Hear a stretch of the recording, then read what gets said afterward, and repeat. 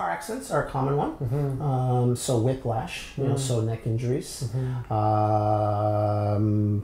Sport injuries. Okay, sport injuries is typically not what people think of chiropractors for, but yeah, we do. We do that quite. We do see that quite a bit with injuries. So be it soccer injuries with the knees, groins, sprained ankles with volleyball players and basketball players, shoulder problems and elbow problems from tennis players, racquetball. So whole gamut of at least sport injuries. And then there's your run-of-the-mill at-home injuries that people have. And probably at work too, right? At work as well. So working with workers' compensation type of problems. Oh yeah, deal with that all the time. Constantly. And is it similar to what we were talking about before with regards to back pain, where you're manipulating them and using various modalities to help them heal the injury, but also helping them learn how to move properly so that they can... Correct. Okay. Correct. Again, like when we say lifestyle modifications, maybe they need to change how they do something at work, because that can be a big stress on them, and we just shift their body slightly has a big impact on. Oh wow, it doesn't feel as much pressure on my elbow if I just move my elbow just a little bit further this way. Oh yeah. Right. If someone has an injury that say isn't something they would expect to be a problem for a long time, like they broke an ankle, they broke something or sprained something, and they expect it to heal, why would they come in to see a chiropractor anyway? To expedite the healing, or to make sure it heals properly even? Yes. So if they have an injury, the treatments that we provide would speed up the process of healing. And then there's also the rehabilitation phase. So that's where the exercise phase comes into place. So when you've injured something, you may have sprained the ligaments, so overstretched those elastic ligaments. You may have torn a little bit the tendons or the muscles.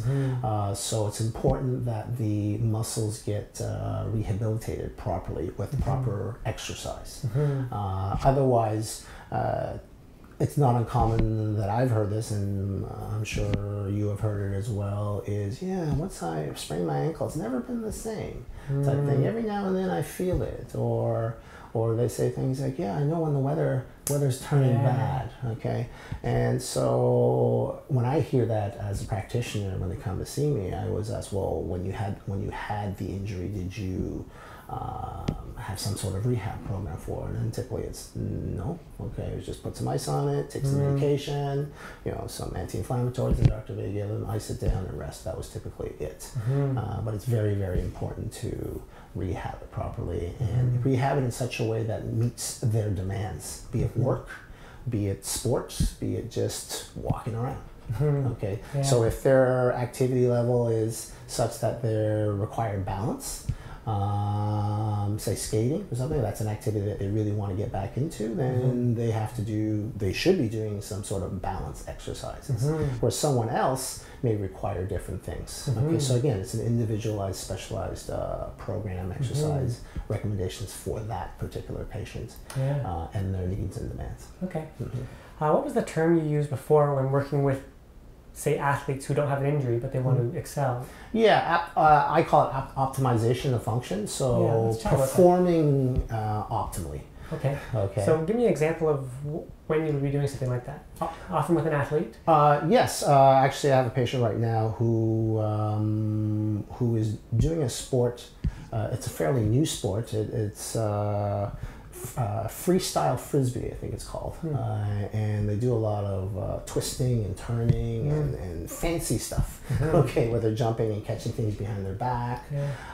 So what we're trying to do with him, and his goal was to be able to do that better, and so we'll put a program together for him to specifically work on particular things. Okay, for him it's important that his shoulder flexibility is good, because he needs to catch the frisbee here, down here, below, between his legs. So he has to have good flexibility and strength with that. So his program was more to work with that and make sure that that area is nice and flexible for one, but also strong.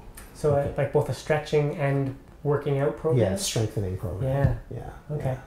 And do you do manipulations on him as well? I do that. Okay, so what the manipulations do is allow the joints, the muscles to move freely. Okay, so if there's some inflexibility issue, so someone can't reach up as high, maybe there's an issue or problem in the upper back spinal region, okay, or the neck region for that matter, in which case those areas may need an adjustment or some stretching, again, manual work on it.